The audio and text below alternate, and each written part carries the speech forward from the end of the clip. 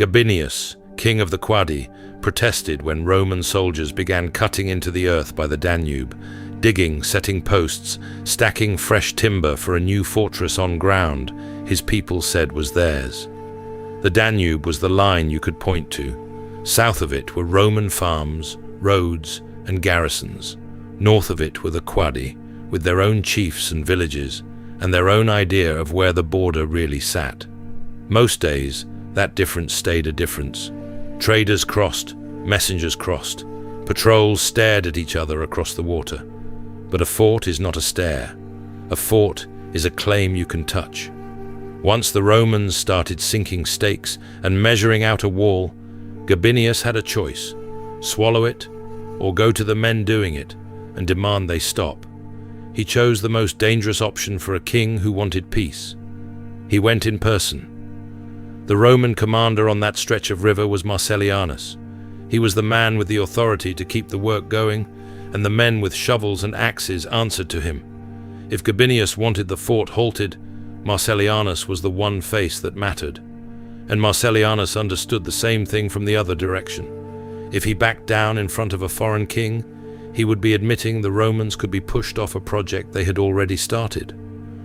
So when Gabinius arrived at the Roman worksite, he was received like a man whose anger had to be managed.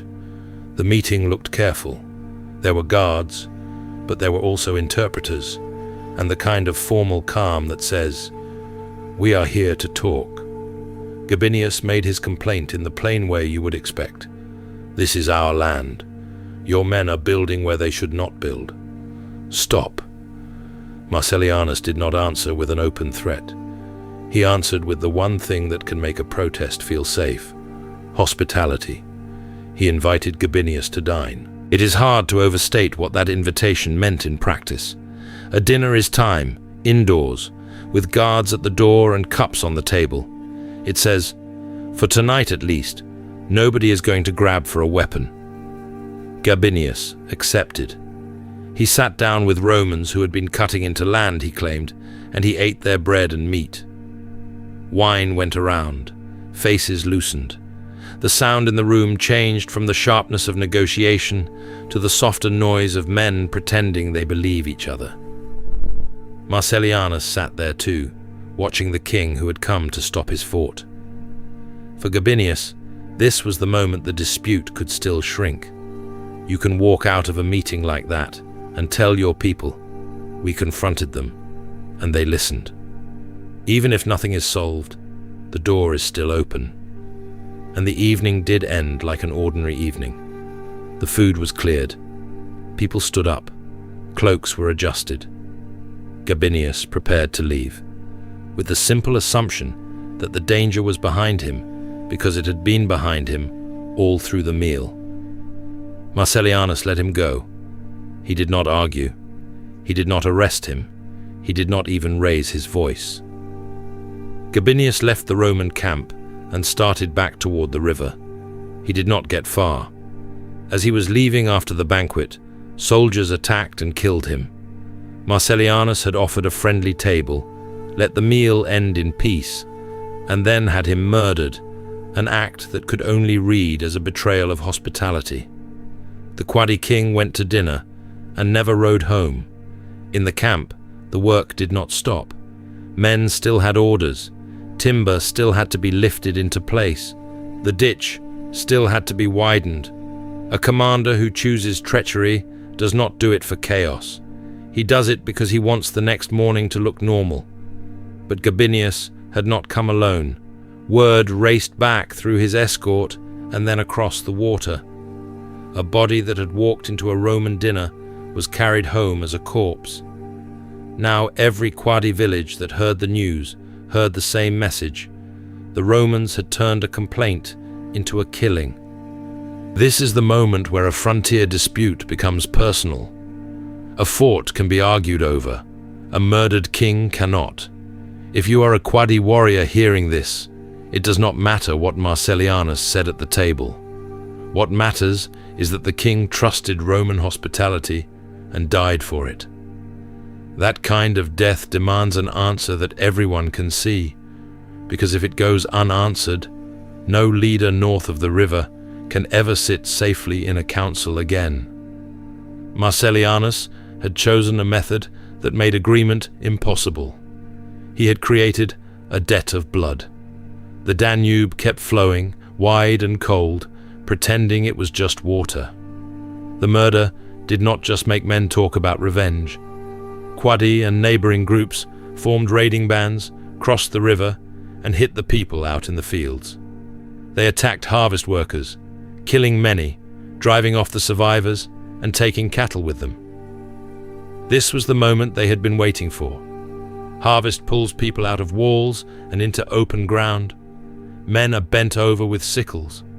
Carts are out on the tracks.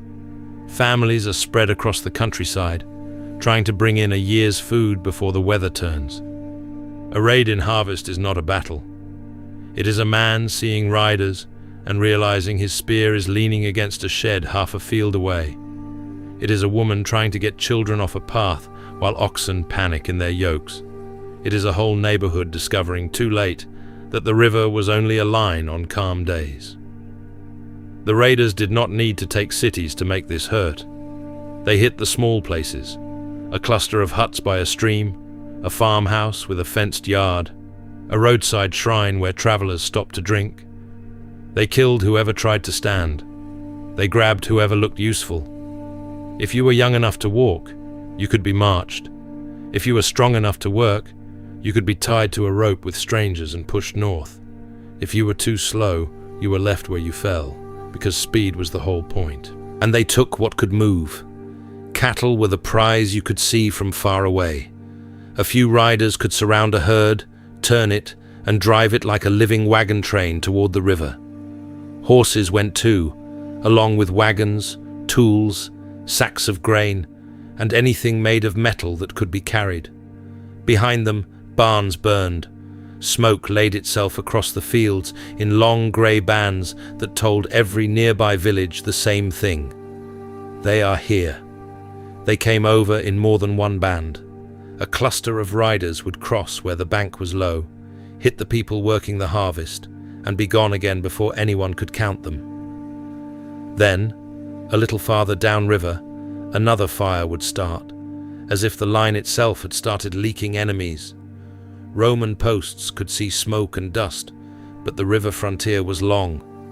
Word still had to be carried from place to place, and by the time a warning reached the next garrison, the riders were already somewhere else. The first people to reach safety came into the nearest walled towns, with nothing but what they could carry. They arrived in knots and families, some barefoot, some bleeding, some holding a child so tightly the child could not breathe. They all talked at once. A daughter is missing. A father was cut down near the ditch. A neighbor was taken alive, tied to a strap, and dragged away so fast nobody could get close. Somebody swears they saw Roman prisoners already, men with their hands bound, being driven toward the river like animals. Now the trouble changes shape. A raid out in the fields is terrible, but it is also confusing. Nobody in town has the whole picture. Every new group of refugees brings a new direction, a new report of fire, and another stretch of road that feels unsafe. So the men in charge do the things you can do fast. Gates are shut. Extra guards are put on the walls. Ditches are deepened and wooden towers go up where they can be raised in a day. In places like Sirmium, Probus has the defenses strengthened and sends for archers from a nearby post, because the only answer that arrives on time is the one you already have inside the walls. Somewhere in all of this, Marcellianus is still sitting on the river line with his half-built fort and his soldiers, the place where this whole chain reaction began.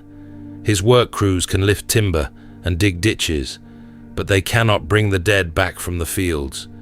And the Quadi and their allies are not trying to negotiate now. They are answering a murder in the language a frontier understands immediately. Pain delivered fast, where it cannot be ignored, to people who never sat at the dinner table. As the days go on, the raiders grow bolder. They start reaching for bigger stores, an estate with a granary, a roadside station with fresh horses, a riverside landing where merchants keep goods under a roof. They do not stay to occupy anything. They strip it, burn what slows pursuit, and move. For Roman families, that means the same horror repeating in different places. One day, it is your cattle. The next day, it is your brother. The next day, it is your children, because the raiders have learned which tracks lead to the farms that still think they are safe. The frontier government begins to drown in its own paperwork and panic. Not because they love paper, but because every decision depends on knowing what is happening, and the only way to know is through frightened people arriving out of breath. Lists of the dead and missing get longer. Families push forward at checkpoints and demand to know whether anyone has seen a son, a wife, a child. Soldiers who should be patrolling are pulled into escort duty because the roads themselves no longer feel like Roman roads. Even the people who stay behind to harvest start sleeping in shifts, listening for hooves, and then one report lands with a different weight. A provincial governor, trying to keep the region from coming apart, hears that raiders have been spotted close to a main road, close to the kind of traffic you normally protect without thinking about it. Not a farm cart, not a shepherd. A high-status traveler is moving through this zone under Roman escort. A young woman tied to the imperial family and headed toward a political marriage that matters to the people at the very top. If she is taken, this is no longer just a frontier emergency. It becomes a crisis the emperor cannot ignore. The governor does not treat the sighting as another farmhouse alarm. He treats it like a roof already blazing.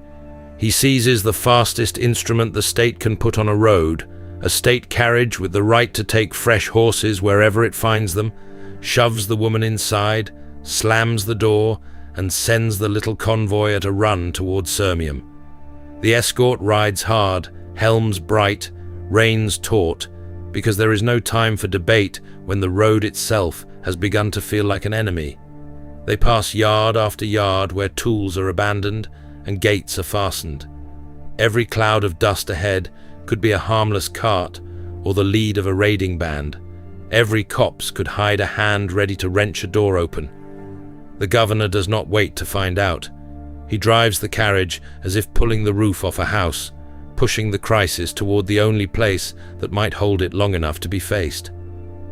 The young woman is the daughter of a former emperor, Constantius. She is being sent to marry Gratian, the teenager being raised at the top of the Roman world. It is not romance. It is a knot tied to keep powerful households loyal and to keep the succession calm. If raiders seize her, they do not just gain a hostage. They gain a weapon they can point at every Roman official on the river. They do not need a grand chase for this to be terrifying. The danger is that the countryside has gone blind. The carriage passes empty workyards where tools lie dropped. It passes a burned barn that still smells of smoke. At every bend in the road, the escort has to decide whether the dust ahead is a harmless cart or the front edge of a raiding band that will swarm them and drag the door open. Sirmium finally rises out of the flat land like a promise. Walls, gates, towers, and the hard geometry of a city that can be shut. The gate guards see the state carriage, see the escort's faces, and they do not ask questions in the street. They pull the doors wide, bring the carriage through, and bar the entrance behind it, as if they can lock the whole disaster out with a beam of wood. Inside, the meaning spreads faster than any official announcement. This is not just farmers being hit out in the fields anymore. If the governor is dragging an imperial bride into the city for protection, then the countryside has stopped being a buffer. Sirmium has to assume the raiders might come right up to the walls, maybe not to take the city, but to strip the suburbs, burn the outbuildings, and show that nobody is safe. So the city starts doing the ugly work of defense that peaceful years let you postpone. In Sirmium, Probus has the moats cleared out, and he makes the men go back to the walls that have been left to slump and crumble. Stonework is rebuilt, and the line is raised again, with towers put up where there had been bare stretches that an attacker could rush too easily. Then Probus does the one thing a city cannot do for itself. He calls for Roman troops. Ammianus says he summoned a cohort of archers from the nearest station, and other units were pushed forward at speed to meet the raiders before they got used to riding wherever they wanted. The troops did come, but not as one hard fist coming down on the raiders. 2 legions, the Pannonica and the Moesiaca, were sent against the Quadi and Sarmatian riders. If they had acted together, they likely could have beaten them. Instead, the commanders fell to quarreling over honor, and they moved out to engage separately.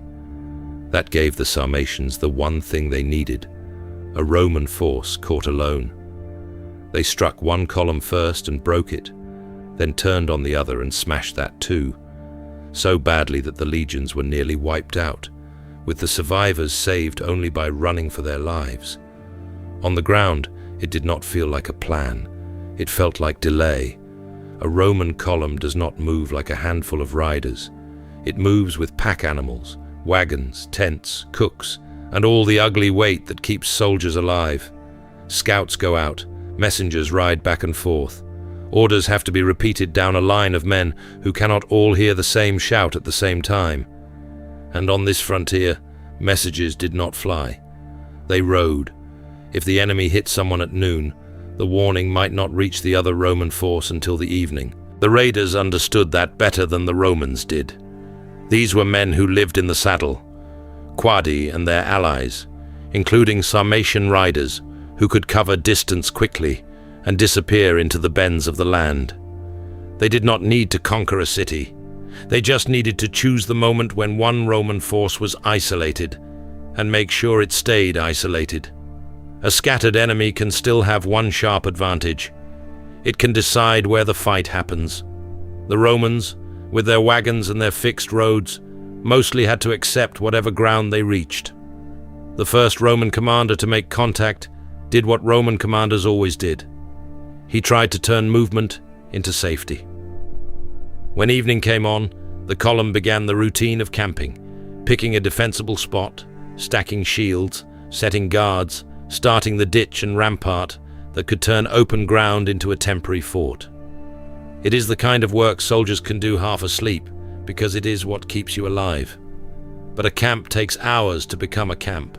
In the first hour, it is just men tired from marching, armor loosened, baggage on the ground, animals being watered, and small groups drifting to find firewood. The riders hit during that in-between time. Not with a careful line you could see forming, but with a sudden rush at the edge of the light. Hooves thundering out of the scrub, arrows and javelins snapping in, men shouting to grab shields that were leaning against carts. The Romans could win a fair fight. They were trained for it. They had heavy shields, body armor, and officers used to controlling panic. But a surprise attack does not start as a fair fight. It starts as confusion, and confusion spreads faster than commands. Some soldiers got into ranks and stood. Others were still scattered, pulled toward the baggage, pulled toward the animals, pulled toward friends, screaming for help. The raiders did not have to break a wall. There was no wall yet. They just had to keep the camp from solidifying. They slashed at the edges, swept around the outside, and went straight for anything that would make the Romans hesitate. A few panicked animals can do more damage than a dozen spears. When mules bolt and wagons overturn, the ground fills with shouting men trying to hold a line while their own supplies collapse behind them. By the time the first force fought its way clear, it had paid for it. The survivors could tell the story with their bodies. Men limped with blood soaking through bandages. Others were carried on shields or on doors ripped off nearby sheds. Equipment was missing, and not just the kind you replace casually. Food, spare weapons, pack animals, the things an army needs to stay in the field. And the worst part was what that loss said to everyone watching from the walls of the towns and forts. These were not harvest workers caught in the open. These were Roman soldiers, and they had been mauled. The second Roman force was still out on its own road, still expecting that the first was holding the raiders in place. It did not get that fight. It got the aftermath: smoke, refugees, and then a stream of wounded men coming the other direction with the look of a force that has just been surprised. Now the second commander had a choice that was almost no choice. He could keep marching and risk walking into the same trap, or he could slow down and try to gather what was left of the first force. Slowing down meant giving the riders more time to choose their next strike. The riders made sure there was a next strike. They did not smash themselves against the second force head-on, not if it was formed up and ready. They circled it, harassed it, pulled it away from the places it needed to protect, and then pounced when a section stretched out, when a detachment went looking for water, when men fell behind, when the baggage train lagged. The effect was the same as the first disaster, just repeated. Roman strength, divided into pieces by distance and delay, and then hit piece by piece. The rescue effort turns into another fight for survival. After that, the frontier feels different. Before, the raiders had been riding through farms and grabbing what they could. Now they had proof they could carry home, that Roman soldiers were not an instant answer. If two Roman forces could be shaken and bloodied without ever uniting, then a raiding band did not have to flee at the first sight of a helmet. And for the Roman officials trying to hold the line together, this is the moment the math turns ugly. Losses mean fewer patrols. Fewer patrols mean more fear on the roads. More fear means more towns pulling men off the walls to escort travelers, and fewer men left to chase riders who vanish the moment you finally find them. So the crisis does not shrink when Rome finally commits professional troops. It spreads. The raiders have learned they can hurt the army as well as the farmers, and the Romans have learned something just as bitter. Marching out in separate chunks is an invitation. If the frontier is going to stop bleeding, it will take a commander who can move fast, strike hard, and keep scattered units working as one. That commander is Theodosius the Younger, the future emperor, still very young here, but already trusted with men and hard marching. He shows up in this story on the Danube, in Moesia, fighting again and again in a crisis that will not sit still. Sarmatian riders keep testing the line, and the countryside is starting to come apart.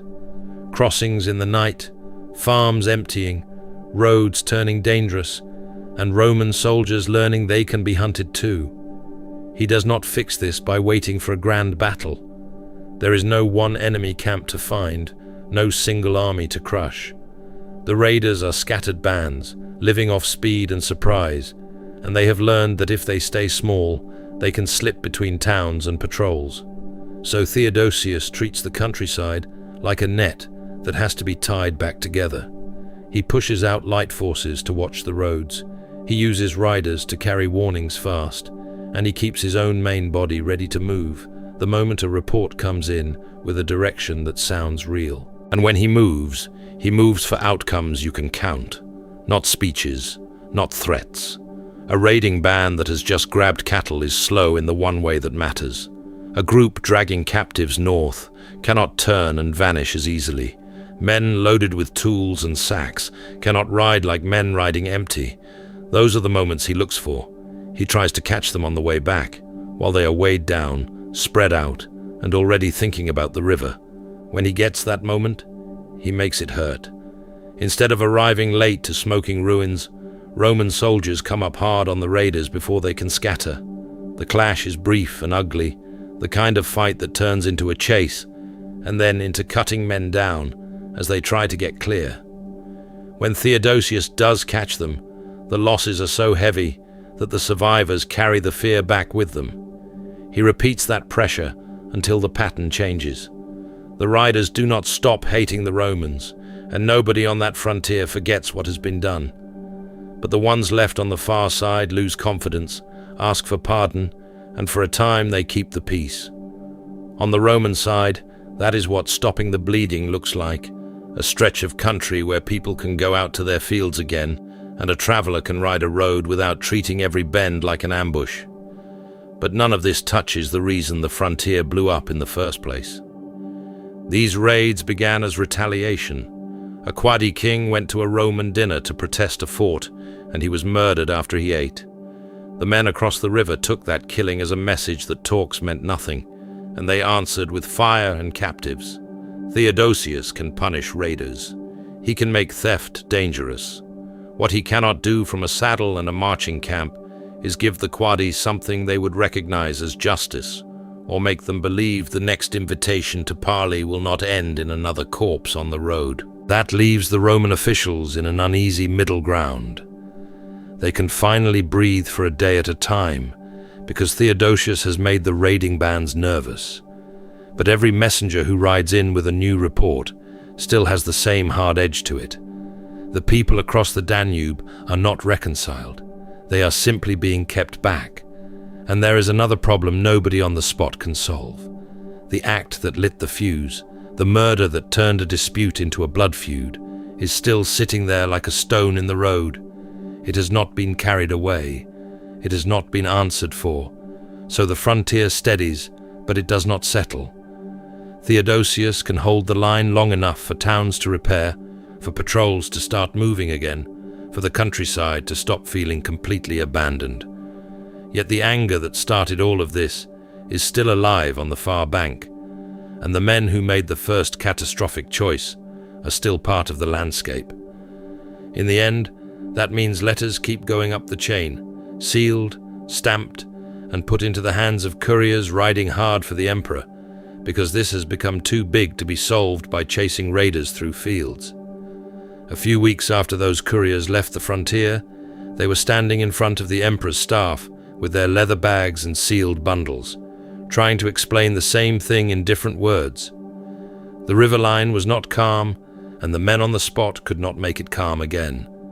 Valentinian did not need a lecture on why this mattered. He ruled the western half of the empire, and he ruled it the hard way, through generals and governors who were supposed to keep borders quiet, so taxes could be collected and armies could be paid. When a frontier catches fire, it does not stay a local problem for long. It drains horses, it drains grain, it drains soldiers, and it makes other enemies start watching the smoke. So he came himself. The emperor's arrival on a frontier is not a polite visit. Roads are cleared for him. Storehouses are opened. Garrisons suddenly have to find extra rations, extra fodder, extra guards for the headquarters where he will sleep. Then he is there, Valentinian in his traveling wagon and riding cloak. Bodyguards close, senior officers gathering fast, because the man who can reward you or break you is finally in the same room. They bring him the story in the form it now takes. Not one clean battle, but a pile of separate harms. There are lists of civilians killed in the fields, and lists of civilians taken alive and not yet recovered. There are complaints from landowners whose herds were driven off. There are reports of burned outposts and plundered roadside stations. And there is the detail that makes everyone speak more carefully. The raiders came close enough to the road to threaten a woman tied to the imperial family, close enough that a governor had rushed her in a state carriage toward the safety of Sirmium. Then come the military reports, and these are the ones that make the room feel smaller. Valentinian hears that Roman troops were sent out with enough strength to hit back, and that they still got mauled because they did not move as one. Separate commands, separate roads, messages arriving too late. An enemy that did not need to win a set-piece battle because it could catch Roman soldiers while they were still trying to become an army. Valentinian was widely feared for harshness and for outbursts that could leave even senior officers watching their tongues. He is not a man people relax around. When his anger comes up, it changes the air in the room. And he is angry now, because these failures are not happening on some distant shore.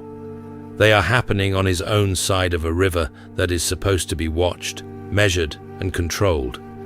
But there is one question underneath every report, and it is the one nobody wants to touch. The first betrayal, the dinner, the murdered king. When Valentinian arrived in the Danube region, he did look into the Illyricum crisis that began with King Gabinius's murder. After he received Probus's report, he read it closely and sent his secretary, Paternianus, down into Illyricum to investigate in detail. But whatever was written and carried back, The men who ran that stretch of river were still the men in place, and the grievance across the water stayed unanswered. This is the moment where an emperor has a choice. He can punish Marcellianus and try to show the people across the river that Rome knows the difference between hospitality and murder.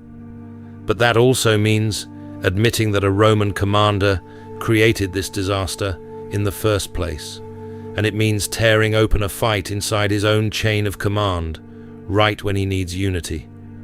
Or he can do what emperors often do when faced with a frontier grievance they cannot neatly fix. He can change the subject from justice to fear. Valentinian chooses fear.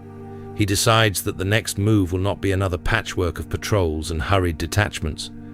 It will be an imperial campaign. He will take an army across the Danube and punish Quadi territory so openly and so violently that every chief north of the river understands what it costs to let raiders ride south. That decision does something important inside the headquarters. It stops the argument about what should have been done months ago. It turns the whole staff toward one job, getting the emperor's army over a wide river and into enemy land. Orders go out to pull units in from different posts. Supply officers start counting grain and salting meat. Blacksmiths are pushed into night work, hammering at fittings and spare tools. Wagon teams are requisitioned, and every stable suddenly matters. Most of all, the river matters. Men are sent to gather boats. Timber is marked and cut. Ropes and iron clamps are collected. Along the Danube, the first loads begin to roll down toward the waterline under guard, because Valentinian is going to cross, and the next stage of this disaster is going to happen on the far bank. At the water's edge, the Danube stops looking like a border and starts looking like work. Boats are pulled down through the reeds and steadied with poles. Fresh-cut timbers are dragged into place. Ropes are laid out in coils like snakes, and iron clamps clink in baskets. Guards stand with their shields on, not because the Quadi are charging, but because everyone knows what a river crossing means. Men are most vulnerable when they are halfway between banks. Then the emperor's own markers of authority move down to the waterline. The standards come first, bright cloth and metal tops catching light. Officers clear a path for them, as if the river itself has to be given room. Valentinian is close enough for the men to see him, and that matters. This is not a general sending orders from a town. This is the ruler deciding to step into the crossing with them. The first crossings are cautious. Boats go over with small groups, then come back empty, then go again heavier. A makeshift bridge begins to take shape where the water runs slower, tied down with ropes so it does not twist away. Men test each join with their boots, the way you test a ladder before you climb. The Danube keeps pushing at everything, as if it resents being used. When the order finally comes, the movement turns continuous. Infantry file onto the bridge in steady lines, shields bumping, spear points angled up so they do not catch on the man ahead. Horses hate the sound of water under planks, and handlers pull their heads straight and talk to them like stubborn children.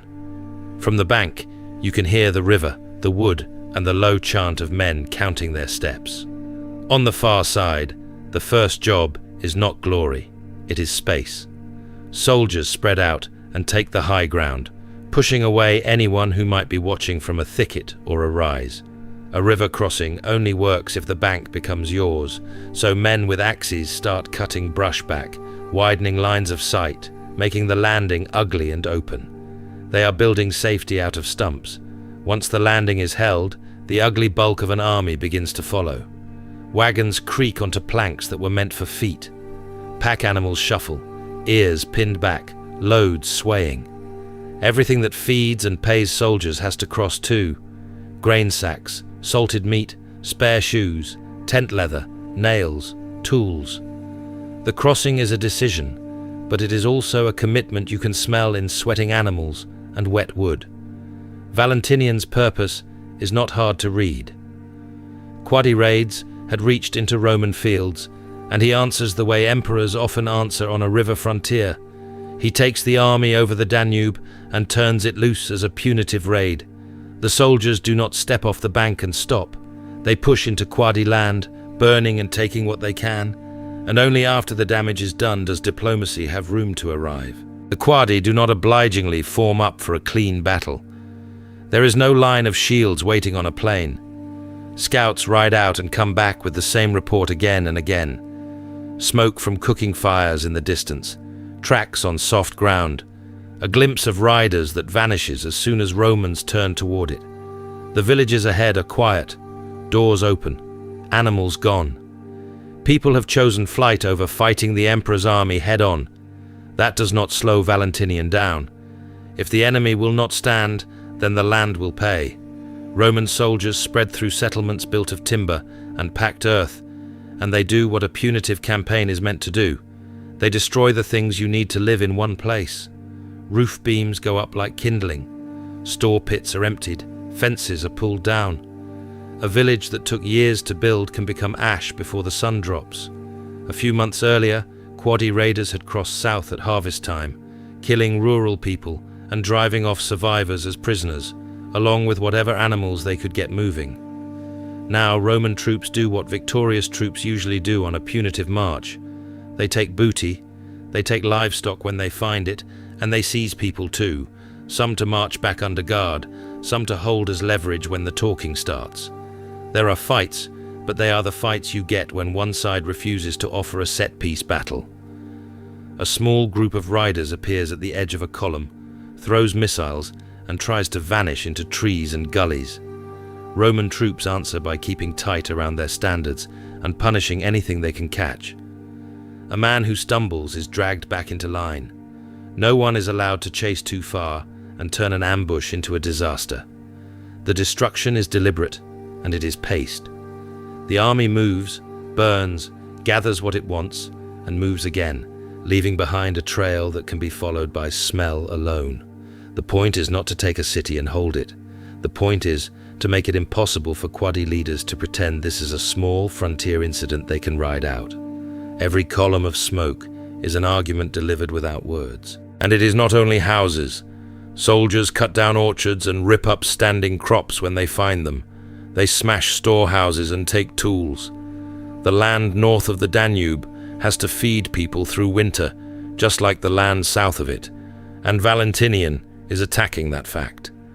A man can survive losing a fight. He may not survive losing his food and his roof at the same time. From the Quadi side, the choices narrow fast. If they gather to fight, they risk being crushed by a larger, better supplied force. If they scatter and hide, their homes burn anyway. If they keep raiding south, the Emperor is already in their backyard. And now there is something else to fear. The war might not stop at the river. It might keep chewing farther inland until there is nothing left worth defending. Valentinian's army does not need to chase every person to make that pressure work. It only needs to show that it can reach anything that can be reached, and that it will not be bought off with excuses. Each day the soldiers go out. They come back with more animals, more goods, more prisoners, and more stories of empty villages that had been lived in the week before. Around the Emperor's tent, the spoils pile up like proof. As the season starts to turn, the practical problem of time creeps into everything. Rivers rise and fall, roads become mud, animals need fodder, men need shelter. Valentinian can devastate Quadi territory all summer and still have to bring his army back to the Danube before winter traps it on the wrong side. So the campaign begins to curve back toward the river, still burning, still taking, but now with the sense of a hand closing around a last demand. When the army reaches the Danube again, the crossing works in reverse. The bridge and boats carry back men who are tired and soot-stained, with smoke still in their hair. Some wagons are heavier than they were weeks ago. Prisoners are marched down to the water under guard, looking at the river the way Roman farmers once looked at it when raiders came out of the north. On the south bank, the Emperor has turned the direction of terror. Valentinian takes up quarters at Brigetio on the Danube, the kind of river base where orders go out fast and everyone in the district hears them. The camp settles into its working shape, and messengers come and go. From Brigetio, he keeps his grip on the crossing and waits there to receive the Quadi leaders who now have to come to him. And before long, word reaches the gates that Quadi leaders want to talk. Not to argue about a fort, and not to raid in harvest season, just to stop the burning before the next year begins. At Brigetio, guards tighten their grips on spear shafts and go to the outer entrance because a delegation is coming up the road from the north bank. The Quadi delegation does not arrive like an army. It arrives like men walking into a fire they cannot put out, unarmed, in travel-stained cloaks, escorted by Roman guards who keep their spear points close enough to touch. They come through the outer entrance at Brigetio and into the busy space behind it, past stacked shields and tethered horses and soldiers with smoke-darkened boots. Nobody in the gateway is relaxed. This is not a welcome. It is a controlled delivery. Inside, the Emperor's headquarters is already full. Officers who have been campaigning all season stand with their arms folded, watching. Couriers and petitioners hover at the edges, hoping their own problems will be heard once this is over.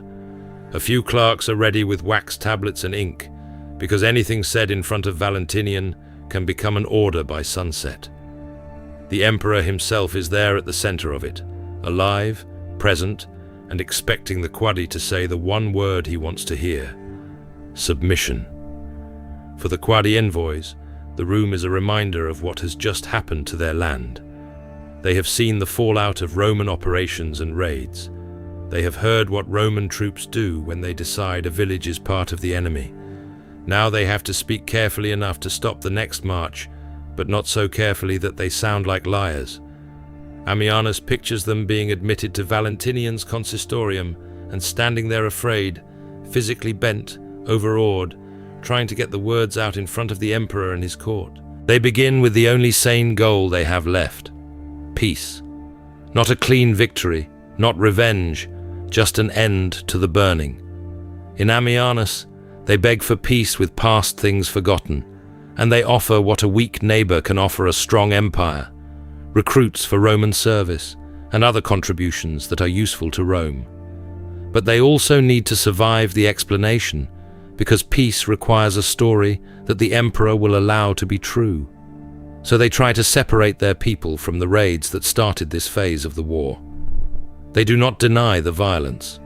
They cannot. Romans in the room have seen the burned farms and the empty villages south of the river. Instead, the ambassadors insist the attacks were not a decision made by the Quadi leadership. They blame certain robbers, and they add that the fort building on disputed ground had inflamed tempers. It is an argument built for a ruler like Valentinian. Punish the guilty if you must, they are saying, but do not treat every Quadi household as a target. Then, carefully, they reach back to the first provocation, without saying it like an accusation. They point to the building on their side of the line, the Roman fort that had stakes in the ground, and ditches cut into earth the Quadi claimed. They point to the meeting that followed, talks that ended with their king dead after he accepted Roman hospitality. That death is still the pressure behind everything. The ambassadors are trying to make Valentinian see it, without forcing him to admit fault in front of his own officers. The Roman side does not take it quietly. In a room full of soldiers, even a careful excuse can sound like an insult. Men who have watched friends die do not want to hear that the killers were just undisciplined youths. The officers closest to the Emperor know what the Quadi are doing. They are asking for mercy while trying to keep their honor intact, and they are nudging the blame back toward the frontier commanders who lit the fuse. You can feel the air tighten as those words land and stop. Valentinian listens long enough for them to finish. He does not need help remembering what this crisis has cost him.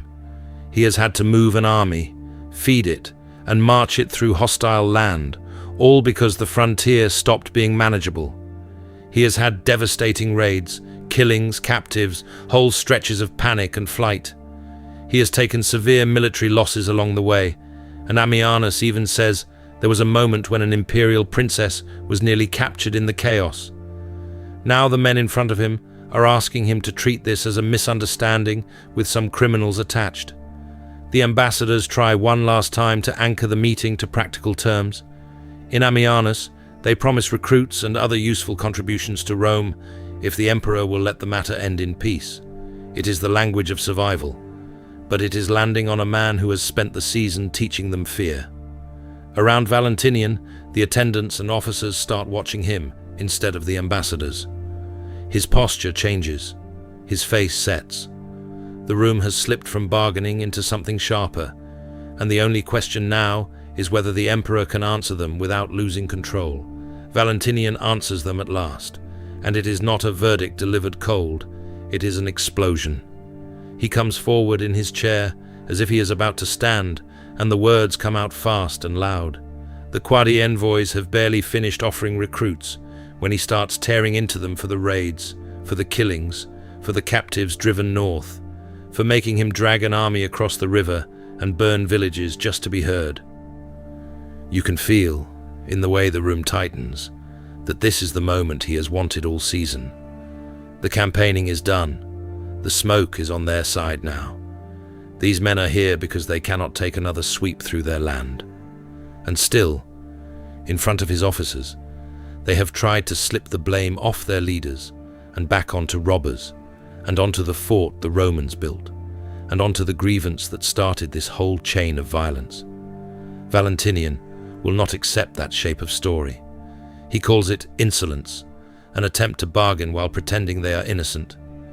His hands cut the air as he speaks, sharp, chopping motions, as if he can drive the excuses back into their mouths by force. Ammianus shows Valentinian seized by violent anger as he answers them, the kind that does not stay neatly inside a speech. Now you see it happen. His face darkens. The veins at his temples stand out. He is still shouting, but the rhythm changes. Less like a charge laid out point by point, more like a surge he cannot rein in. One of the attendants near him shifts his weight, not sure whether to step closer or stay out of reach. Officers who have stood in battlefields are suddenly watching the emperor's mouth and eyes, because something is starting to snag in the way he's forcing the words out. Valentinian tries to push through it anyway. He leans forward again and forces out another burst of condemnation, as if volume can settle everything the frontier failed to settle. Then, mid-sentence, the sound catches. It is not a dignified pause. It is the body refusing an order. His jaw keeps moving, but the words do not come clean. The shout breaks into something hoarse. For a heartbeat, he looks confused, like a man who has suddenly found the ground shifting under one foot. The room hears it at the same time. The Quadi envoys freeze where they stand, eyes down, hands empty, waiting for permission to exist. The Romans closest to Valentinian step forward instinctively. One reaches out as if to steady him, then hesitates, because touching the emperor at the wrong moment can be its own danger. Valentinian's face tightens. His breath becomes loud. He tries again to speak, and nothing usable comes out. Then his upper body jerks, and he slumps sideways, no longer held up by anger or by will. Now it is pure emergency, and the careful theater of negotiation vanishes. Attendants crowd in, strong hands get under his arms. Someone barks an order to clear space. His chair scrapes. The ambassadors are no longer the center of anything. Guards pull them back and away, as if the sight of them might keep the emperor's anger alive. Valentinian is heavy in their grip, and they half carry, half drag him out of the hall toward the private rooms behind the audience chamber, his boots scraping, his cloak tugging loose at the shoulder. Inside, away from the crowd, the noise changes. The hall's murmurs fade, replaced by fast footsteps and the urgent quiet of men trying not to panic. They lay him on a bed or a couch, prop him up, loosen what they can, collar, belt, the stiff parts of dress that suddenly feel like restraints. Valentinian is still awake. His eyes track faces. He recognizes people. He tries to give an order, the way he has given 10,000 orders in his life. His mouth opens. His tongue moves. No command comes out. Court physicians are summoned, and they do what they can in the middle of a command headquarters. Quick hands, quick orders, anything to keep him from slipping away. They try emergency treatment, and they even open a vein for bloodletting, because doing nothing is not an option when the Emperor is right there in front of you. They try to settle him, but his breathing stays harsh. The anger that drove him through the speech is still on his face, and his throat will not obey. He keeps trying to speak and cannot get the words out. The Emperor cannot talk, and he is getting worse. Outside that door, the headquarters has to keep functioning while the center of it goes silent. Officers stand in small knots, speaking in low voices, eyes fixed on the entrance as if staring can pull him back out. Couriers who arrived with petitions are pushed away. Soldiers keep their posts, but everyone is listening now, waiting for a shouted order that never comes. And somewhere nearby, the Quadi envoys are held under guard, close enough to hear that something has happened, not close enough to know what. They came to end a war. They have watched the man who burned their country collapse in the middle of his own rage. Valentinian does not recover. The attempts to bring his voice back go nowhere. The struggle narrows down to the body doing what it can. Breath, a small movement, the eyes losing their grip on the room. On 17th of November 375, at Brigetio on the Danube, the Emperor dies. The men around him can only stand there in the inner room, looking at what is left on the bed, silent, still, and very far from the audience chamber, where his rage finally caught in his throat.